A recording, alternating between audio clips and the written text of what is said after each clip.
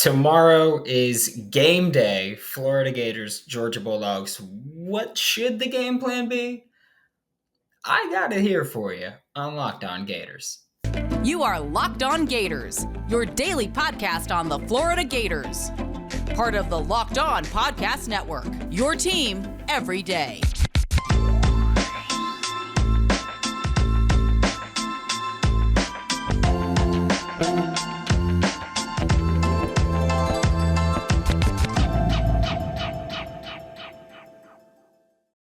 Hello and welcome back to another episode of Locked On Gators, part of the Locked On Podcast Network, your team every day. Thanks for making Locked On Gators your first listen of the day. We're available daily and free wherever you listen to podcasts. Happy Friday. Happy Georgia week. Tomorrow's the game, baby. I'm Brandon Olson. Find me on Twitter at WNS_Brandon. Find my written work with Whole Nine Sports and Giants Country of SI.com. Today's episode is brought to you by Underdog. Sign up on UnderdogFantasy.com with the promo code LOCKEDON and get your first deposit doubled up to $100. Make sure to like, comment, subscribe, review, all that fun stuff. Check out the Locked On Gators Discord description down below. We're going to have a lot of fun there. But yeah, it's Florida week in Georgia. Love it. As always, we're starting with the Florida, or as almost always, we're starting with the Florida offense against the Georgia Bulldogs defense. And I'll say this, because whether it was my comments in the Discord, on Twitter, whatever it was, myself included, a lot of people have said, do what Missouri did against Georgia. But when I was rewatching the game, a lot of it was luck for Missouri. Like, not saying that they weren't a good game, that they didn't play a good game, but, Georgia had a couple of drops. Georgia dropped a pick because as Brady Cook threw up a duck, Georgia corner was covering the receiver. Georgia safety was trying to field it like a punt, and they ran into each other. Stuff like that. Yeah, no, that's not going to happen. And again, this isn't the game plan that Florida will use because they rarely listen to me, which is fair. But it's what I think they should do, or what I would do if I was in this situation. First off, and honestly, probably the most important one here, Anthony Richardson has to be willing to run the ball often. Like, whether it's scrambling, whether it's the option game, whether it's designed quarterback keepers, QB draw, QB power, we've seen quite a bit of, whatever it is, Anthony Richardson has to be willing to run the ball often. We discussed this earlier too, where it was like, well, I think, I forgot if it was this week or last week, but I talked about the option game for Anthony Richardson and that Florida should really break it out, because if there's ever a time for you to just say, screw it, let's do whatever we can, this is that week. But it's also just that you have to make the defense account for you. This is a great defense that you're about to play. You have to make them pay whenever that's available. Brady Cook did it a little bit against Georgia. And it's kind of, I can't remember which game it was last year, but Emory Jones was still the QB. And it might have been the bowl game against UCF, where it was pretty much just like, hey, man, make your first two reads quickly. And if it's not there, run the ball. I think you have to take that approach with this Georgia game here, just because you have to make them know early and often that you will run the ball. Quarterback depth is not an excuse anymore. That's not something you can say where you go, well, I have to play more conservative because we have a depth issue right now. Screw it. We'll talk about it later, but you need to win this game if you want to. I mean, not that you need to win this game if you want to have a successful season, but if there is any game on this schedule where you go, screw it, we're just gonna do anything we can, this is that week. Like, this is that game that you need to do it. Another thing, Bud Davis briefly touched on this on Tuesday, where Georgia rotates their defensive line a lot on third downs. Passing downs, they rotate their defensive line. So Florida should go no huddle on second down to third down. You run or pass on first down. I don't care which one it is. You do that. You run or pass on first down. On second down, you either run or throw it behind the line of scrimmage where you know you can get an easy completion. And then you go no huddle. I don't care what you do between first and second down. But second down to third down, you run no huddle. You either run the ball or you take an easy completion and you run no huddle immediately after. So Georgia can't rotate because Georgia likes to rotate on third downs. Their starting defensive line just doesn't generate a ton of pressure. And if you do that enough where Georgia goes, okay, well, on second down now, we're going to rotate in our pass rushers, run the damn ball at them. Simple as that. Like that, and simple as that in air quotes. That's what you do. You go hurry up, do whatever fits the situation on third down. If you run it on first down or you pass it on first down and you gain 2 yards and you run it on second down and you get another three and you're in third and 5, you can do whatever you want. You can run the ball, you can throw the ball. I don't care. And don't give me that you can't run on third and medium because Florida's rushing game has been way more efficient and way more effective than their passing game. So I think that that's got to be a key to do this where you say, okay, second down, we're going, run the ball, hand it off. Anthony Richardson run. I don't care. Run the ball on second down. Throw a screen. I know you love doing them to Xavier Henderson, so throw the screen to Xavier Henderson if you want to do that. And just don't lose yardage and make sure you stay in bounds and you just go no huddle immediately after. And here's another important thing because the next thing I'm saying is you need to run the clock. And I realize that to a lot of people, that seems counterproductive for me to say, go no huddle, but run the clock. Because a lot of times when you think, oh, go no huddle, you're thinking that they're going, okay, like plays over, sprint up, quick snap, go. No, that is not what I want you to do. What I want you to do is what Tennessee does. Because Tennessee, they are up tempo. They do go up tempo a lot, especially after a big play. They'll be like, all right, let's go quick strike again. But you're going no huddle not to just take advantage of Georgia. You're going no huddle to take advantage of their rotations. And here's what you do. You go no huddle. You don't huddle. You quickly run up to the line. You know substitutions. Just go. And you can wait there for a bit. Like you could sit there for 27 seconds and then be like, okay, like now we're going to get ready to play it. The point of that is what Tennessee does.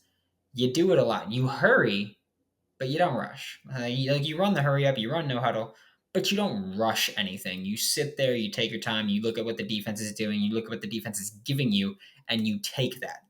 And that's what I think you got to do. You have to run the clock because this is a team that Georgia's offense is fantastic. They're going to punch you in the mouth a lot, and you don't want them to be on offense much because your defense is going to be hurting through this game. So you go no huddle to prevent substitutions, but you let the clock run and let the play clock go there. Another thing that I want to see Florida do, I'm not sure if we will see it, but one thing that I want to see Florida do, Georgia's DBs are very physical. They are. Georgia's defensive backs are specifically at corner, out wide, not necessarily in the slot so much, but they're physical. They can get a bit grabby. I think the two starting outside corners have combined for 6 DPIs or holdings, 6 penalties in coverage. And you've got some pretty big receivers. Xavier Henderson 6'3", Justin Shorter 6'4". You could put Keon Zipper out wide like you've done every now and then, but he's only like 6'1", but he's stocky. He's big. You have to be physical with him. I think, because I said it yesterday on the crossover with Gordy, and I will say it now, and I say it all the time, you have to challenge vertically. You don't have to complete these passes, but you have to let them know you're willing to do it. I think specifically in this Georgia game, you have to challenge vertically down the sideline. I think you have to go out wide and deep because, one, you've got a solid chance of a few things happening. If you throw it towards the sideline, and I mean like to a sideline receiver, to a boundary receiver, and also you lean it to that back shoulder, a few things are going to happen. You could either throw a pick, which, yeah, you could do that. Your receivers can make a play on the ball. You throw it out of bounds. Like if it's too far out of the reach, then it goes out of bounds. Or you can get a flag. 2 of those things are good. One of them is bad, but not horrible. And one of them is horrible. So I think you go, okay, like this is a calculated risk. Just every now and then, just take a shot down the sideline. Especially if you've got single coverage there, there's no reason not to. You take your shot down the sideline and you hope for the best there. And I think that's an approach that Florida has to take here. Just make them respect it. That's the important part there. And you can maybe pick up some defensive pass interference calls, especially if you underthrow it a little bit and just Shorter has to come back to it. And it's like, oh, the DB's in his way, and things happen. So that's an approach. We're about to talk about how the Florida Gators defense can attack this Georgia Bulldogs offense. But first, a quick word from Underdog, because this episode is brought to you by Underdog Fantasy, which is the easiest place to spice up college football season. And I will say this. I am a big fan of no risk it, no biscuit. I'm risking it for Florida, Georgia. I'm taking Anthony Richardson to have higher than 38.5 rushing yards. I'm taking Stetson Bennett to have higher than 10.5 rushing yards. And I'm taking Justin Shorter to have higher than 34.5 receiving yards. You could tail if you want, or fade if you want, bet them all under. Why not? Sign up with the promo code Locked On. Underdog will double your first deposit up to $100. You deposit $100 and you get another $100 free. Thanks again for making Locked On Gators your first listen of the day every day. We're available daily and free wherever you listen to podcasts.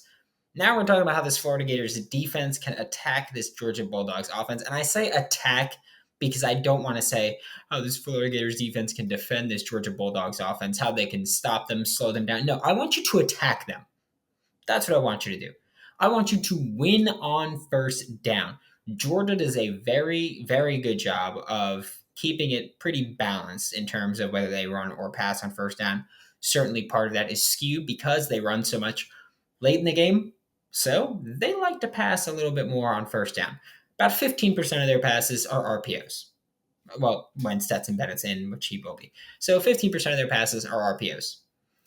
About another 7% are screens. I think total it's 14% screens, but a lot of those are also on the RPO. So we'll say there's about a 20% chance. We'll say 22. We'll say 22. 22% chance that ball is not going further than 3 yards past the line of scrimmage. So on first down, I want the corners to get physical, get up in their face, throw their receivers out of rhythm, screw up the RPO if they want to do it. And in the front six, I want you to run at Stetson Bennett. I want you to run at whichever running back gets the ball. And I want you to hit them in the mouth as hard as you can. I think you got to win first down. On second down, Georgia likes to run the ball. Georgia likes to run QB draw. If they're stopped, they like to keep it short still. They sometimes like to throw it to the sticks, but even then, on second down, they like to throw it short because they have playmakers everywhere. So they're going, hey, let's keep it short and let's let them make plays, which you can do. Here's the thing. If you can get them in third and medium or third and long, I have a very, very bold strategy, very new strategy for Patrick Toney. And this is not a shot at Patrick Toney at all. But I want to say this. Blitz the hell out of them. If you get them third and medium, third and long, I want you to blitz the hell out of Georgia. And I apologize for saying damn and hell this episode, but guess what? Like I said, it ain't Georgia hate week because we hate Georgia every day. And it's time. Like now, let the hate flow through you and let it happen. You got to be physical at the line of scrimmage. Throw receivers out of a rhythm. Throw Stetson Bennett out of the rhythm. Throw that future realtor out of a rhythm. No knock on realtors, but you're if you go from national championship quarterback and that's your goal and that's where you're going to wind up, that's fine. But guess what? You're not an NFL quarterback, Stetson. I'm sorry to tell you that. You could be a backup. You could be a backup for a bit. Chase Daniel did it, so you could do it. But you're not that good. Communication defensively has never been more important. Georgia's going to use a ton of pre-snap motion. And I don't mean the kind of pre-snap motion that you usually see from Florida. You'll occasionally see this from Florida, but most of the pre-snap motion you see from Florida is a receiver coming across the formation, a receiver looping around the back, whatever it might be. From Georgia, you'll see more, I don't even want to say more creative motion, but you'll see complete shifts, complete formation shifts. You'll see them come out with, one tight end on each side and a receiver behind them. And then you'll see them motion to two tight ends on the left in a bunch set with a receiver, and one receiver split far wide and the running back stays right next to Stetson Bennett. And you see the look completely change. It really helps Georgia figure out what the defense is doing. That's fine. But you need to communicate so that you know what's going on, because communication has been a horrible issue. We've talked about this with everybody that I've talked to. We've all said this. Communication's a bad issue, and it shouldn't be an issue. I don't care if it's your first year in a defensive system. A lot of the guys have been playing a lot of snaps. Trey Dean's a fifth-year guy. Ventura Miller's a sixth-year guy. Amari Burney's a fifth-year guy. Rashad Torrance has been starting completely for 2 years. You've got defensive linemen that have played. That's a little bit. We'll say they've all rotated in, but defensive line is like the only place where it's excusable. Shamar James is a freshman. Yes, corners. You've been in college football long enough to know to communicate, and you've been burned enough to know to communicate. Communication cannot be an issue in this game. Otherwise, you might as well pack your bags up and just go home if you're not going to communicate properly. So that's an important thing here. And one more thing I have for this Florida Gators defense, which I'm sure that the coaching staff saw on tape as well. Missouri had a lot of fun with this. The Georgia offensive line, I don't know if it's them not communicating or them not reacting, but they've had some issues against sim pressures. I don't just mean creepers, I mean sim pressures. I mean, you show blitz and you're showing a pressure, and then you send it from somewhere else. Missouri did it a few times where they'd say, let's say you have 4 down linemen, and then you have your star, we'll say. Your star comes up and lines up right outside one of your edge rushers. And you're thinking they're going to send that nickel is blitzing. And then you snap it, nickel drops, both inside linebackers blitz you, fire zone, whatever. But both inside backers blitz you, and now you've got to adjust there. And Georgia's offensive line was bad at adjusting to that, especially against Missouri. And they've struggled in other games, but again, you have to consider Georgia hasn't played a ton of great teams. That Oregon win looks great, but they got Oregon in the first game with a new coach and a new coaching staff, a new quarterback, and a whole new system. And Oregon's gotten better every single week, but you got them at a great time to play them, which isn't diminishing. Like, you demolished a Power 5 team that is a conference contender. That's not taking it away from it. I'm just saying they probably would have been closer if you were playing Oregon right now. But yeah, no, this Georgia offensive line has struggled with sim pressures, and you don't have to send 5. You could send 4. You can send 5. You can send 6. You can send whoever you want, and yeah. But I think that's got to be the strategy here, and you cannot let Stetson Bennett get outside. Edges, whoever is on the field at that time, you have to play contain. I get it. We've struggled in Gainesville with containing quarterbacks out wide. You can't let it happen this week, and you need to finish the sack. If you get your hands on him, you need to put him in the dirt. Simple as that. And then now we're talking about what happens if you win or if you lose. But first, a quick word from our sponsors. Thanks for making Locked On Gators your first listen of the day every day. As always, the way we're wrapping up today's show now is a little different than how we usually do. Usually we do, this is what I want to see from these depth chart changes, but there weren't many. What I will say is, what happens if you win? What happens if you lose? First off, if you win, which I don't think is impossible, I think it's unlikely, but I don't think it's impossible. I think if you just execute the things that we talked about here and things that I didn't talk about, things that I cut out, the little things, they can get a solid chance. But I will say, if you win, congratulations. You've got a legitimate chance of finishing the season 9-3 and winning out. That's just a fact. We talked about it with Gordy yesterday. Genuinely, win or lose, Florida could win 8 games this year. Texas A&M, they're not scary anymore. So you can go 9-3 this season. Texas A&M isn't scary anymore. And they're crumbling right now. SC, wildly inconsistent with an inconsistent quarterback. You can take advantage of them. Vanderbilt is better than they've been. They are. I think they're still a few steps away from not being the bottom of the SEC, but they are undoubtedly better than they've been. Congratulations, Vandy. Florida State. Yes, Florida State started the year looking really good, and then they've had stretches where they've looked really bad. Here's the thing, and I say this all the time. It's one of the reasons that I do think Florida can win. Florida State is a throw the logic out the window game.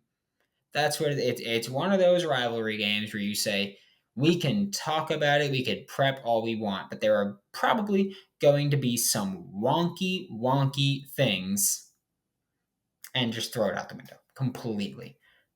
I think that's fair. I think that's fair. I think that's what Florida State is. And if you could finish 9-3, because I'm recording this very shortly before Cormani McClain's commitment. So at the time of recording, I don't know if he's a Gator yet, by the way.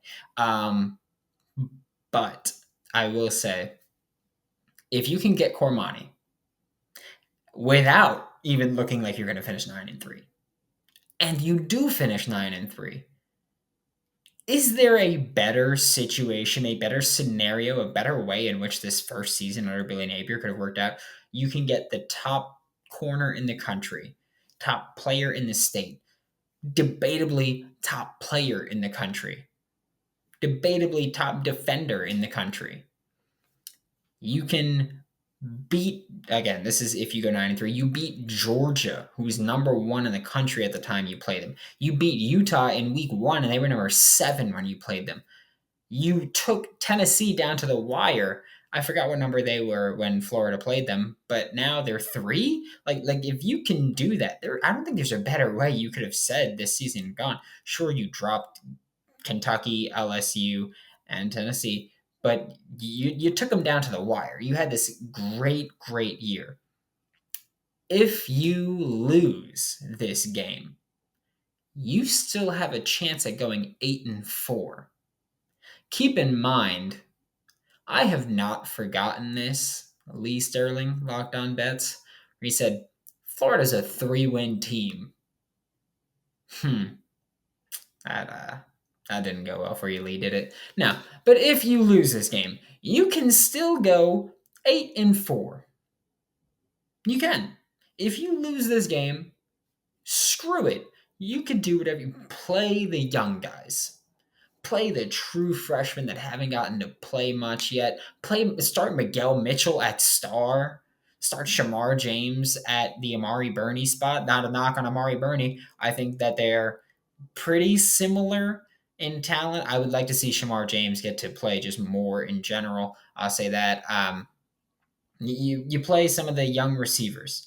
You play some of the young O-line. Rotate them in more.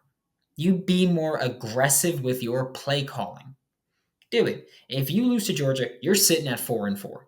You still have a possibility to run the table and finish 8-4. Get crazy with it. Get aggressive. Take more risk. Go for it more on 4th down, which, by the way, you have to do in this Georgia game. You know that scared money don't make money. You put your money where your mouth is against Tennessee. You do it again against Georgia this week, Billy. I don't want to. Jeremy Crawshaw, I love you. I don't want to see you touch that football field this week. Simple as that. But if you lose to Georgia, you say screw it and you just go nuts and you have fun with it. You do whatever you want to do. You throw the ball deep 16 times a game if you want. You go full air raid, no huddle, and just have fun with it. Be Mike Leach. I don't care. Do whatever you do. But if you lose this game, you can still go 8-4. You could just be a lot more aggressive because there's less on the line for you, which is why Gordy said it yesterday. This game is so dangerous for Georgia because Florida is a team with absolutely nothing to lose from this game. I'm just saying. I think Florida's got like a 30% chance of winning this game. And I think that's pretty damn good when you look at BetOnline having them as 22.5-point underdogs, which we'll talk about tomorrow when Tyler Forness joins the show. Thanks for making Locked On Gators your first listen of the day every day. Check out Locked On SEC for your second listen with Chris Gordy, who is the crossover guest yesterday. Get the best coverage on the best conference, including the best university, University of Florida. For Locked On Gators, I'm Brandon Olson. Don't forget to follow me on Twitter at WNS_Brandon. Find all my written work with Whole 9 Sports and GiantsCountryofSI.com, and I'll see you all tomorrow.